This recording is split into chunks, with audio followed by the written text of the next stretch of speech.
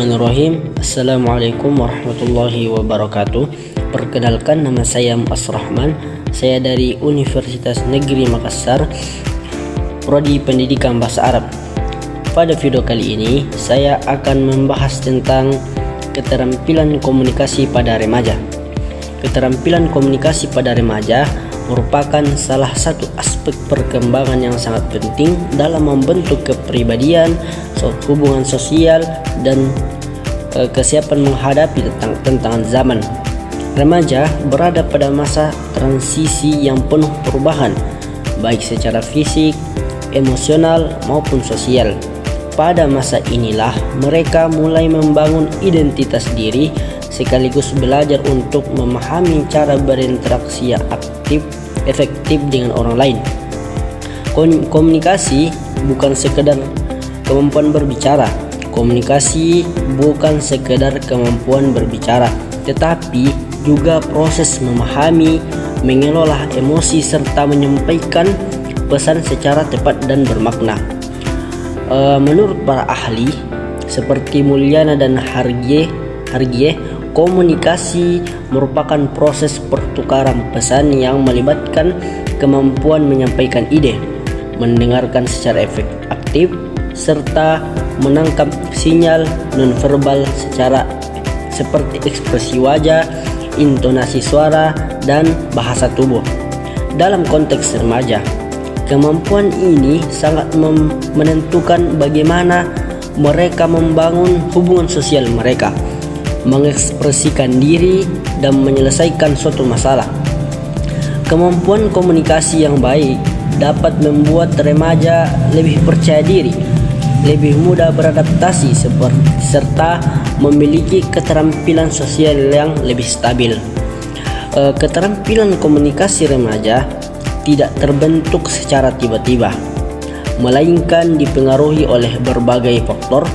Faktor yang pertama yang paling dominan adalah lingkungan keluarga. Keluarga merupakan ruang pertama tempat remaja untuk belajar berbicara, mendengar, dan berinteraksi. Keluarga yang terbuka, hangat, dan komunikatif biasanya mampu membentuk remaja yang percaya diri dalam mengekspresikan pikirannya. Sebaliknya, keluarga yang kaku atau kurang memberi ruangan untuk berdialog dapat membuat remaja cenderung tertutup dan kurang terampil dalam menyampaikan pendapat mereka. Dan faktor kedua adalah teman sebaya. Pada masa remaja, pengaruh teman sebaya seringkali lebih kuat dibandingkan orang tua sendiri. Hubungan dengan teman menjadi ruang bagi mereka untuk belajar memahami norma sosial, bernegosiasi, bekerja sama, dan menyesuaikan diri dengan kelompok. Cara remaja berkomunikasi, termasuk gaya, bahasa, dan ekspresi, banyak dipengaruhi oleh lingkungan pertemanan ini. Dan faktor berikutnya adalah pendidikan dan pengalaman sosial. Sekolah maupun organisasi memberikan kesempatan bagi remaja untuk melatih kemampuan berbicara di depan umum, berdiskusi, dan menerima pendapat orang lain. Aktivitas seperti presentasi, debat, dan kegiatan ekstrakurikuler membuat remaja terlatih memahami bagaimana menyampaikan ide secara terstruktur dan sopan.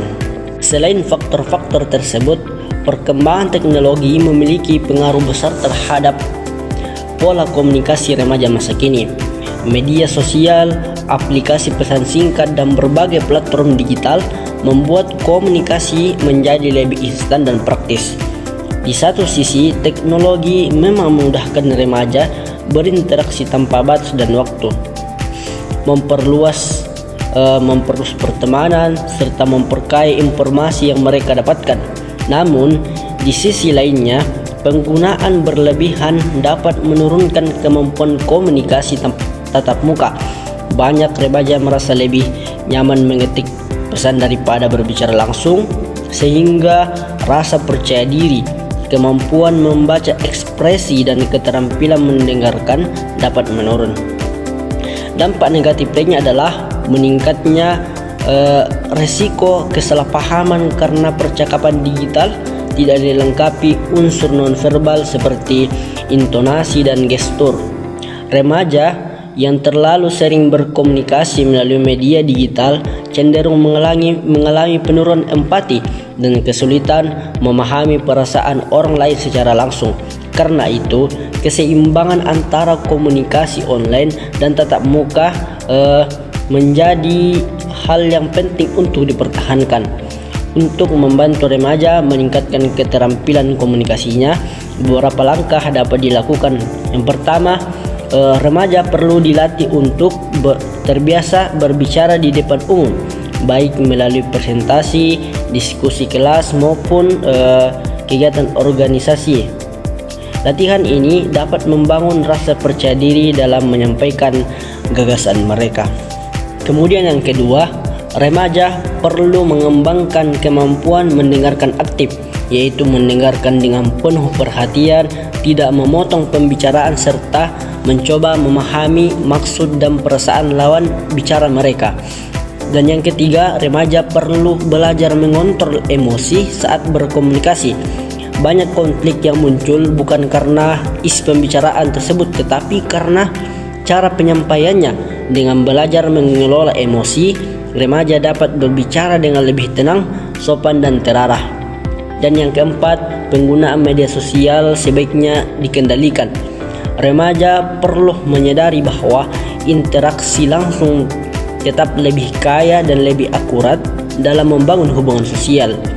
Dan yang terakhir, dukungan dari lingkungan sangatlah berpengaruh. Keluarga dapat menciptakan suasana komunikasi yang terbuka hingga remaja merasa aman menyampaikan keluhan atau pendapat. Guru dan sekolah dapat menghadirkan aktivitas pembelajaran yang mendorong peserta didik aktif bertanya, berdiskusi, dan bekerja sama.